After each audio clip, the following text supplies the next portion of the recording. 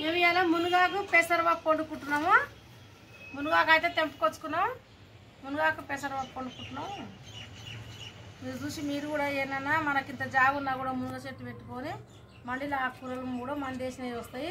ఇట్లా మునగాకు పెసరపప్పు, మునగాకు ఉల్లిగడ్డ, ఇట్లా పచ్చడ ఇవన్నీ అన్ని రకాల వండుకోవచ్చు. మునగాకు అంటే చాలా మంచిది.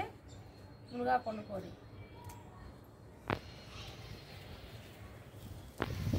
ఇట్లా చూసి ఇట్లా కాడ లేకుండా ఉండాలి. ఇట్లా చూస్తున్నా కాడ లేకుండా చూసుకోవాలి.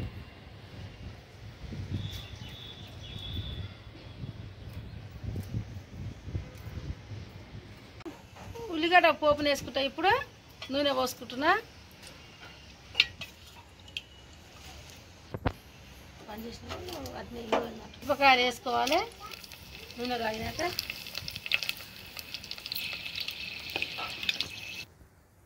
ఎల్లిపాయలు వేసిన, ఒట్టి మిరపకాయలు వేసినాక ఎల్లిపాయలు వేయాలి.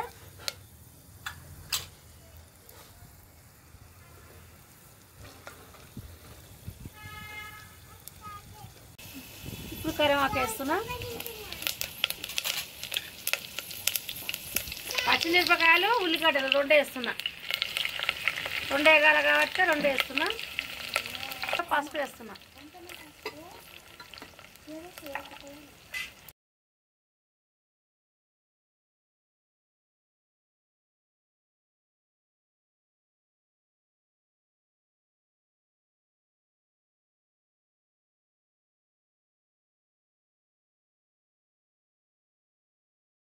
కుండలు వంతున్నాం కాబట్టి ఎక్కువ మాడదు.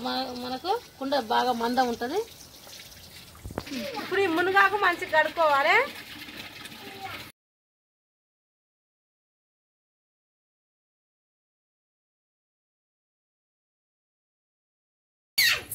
ఉల్లిగడ్డ అయితే వేగింది. ఇప్పుడు మనం ఈ మునగాకు కడిగిన మునగాకు వేసుకున్నాం. ఇప్పుడు ఆకు వేస్తున్నాం. మునగాకు కూడా వేసుకోవాలి. నీళ్ళు గిట్ల ఏం పోయొద్దు. కడుక్కున్న మునగాకు వేగిన ఉల్లిగడ్డలలో వేసుకోవాలి. వేస్తున్నా.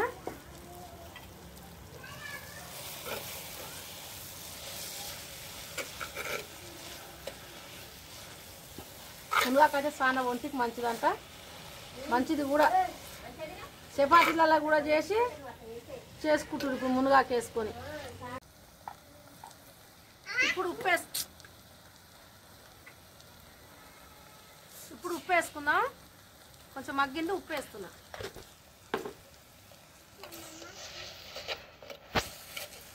ఉప్పు వేసుకొని కలిపి మూత పెట్టి మళ్ళీ పప్పు కడుకుందాం. ఇప్పుడు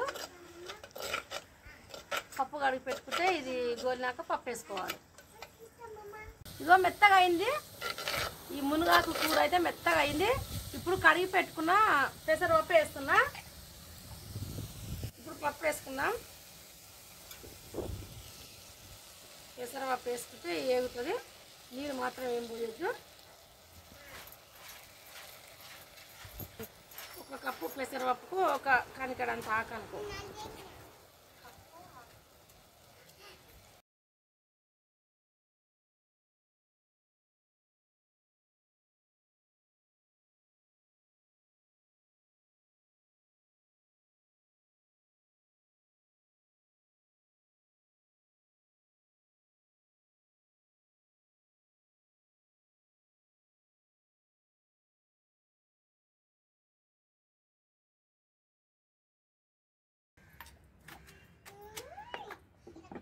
చిన్న మంట పెట్టుకోవాలి.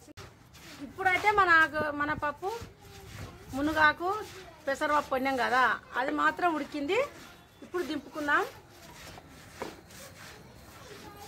ఇంకా మంచిగా పొడి పొడి ఉడికింది. చపాతీలు చేసుకున్నా, సదరడలు చేసుకున్నా, అన్నములనైనా మంచిగా ఉంటుంది. ఎవరైనా వండడానికి ట్రై చేయాలి. ఆకుకూరల కంటే ముందు మునగాకే వండుకోరి.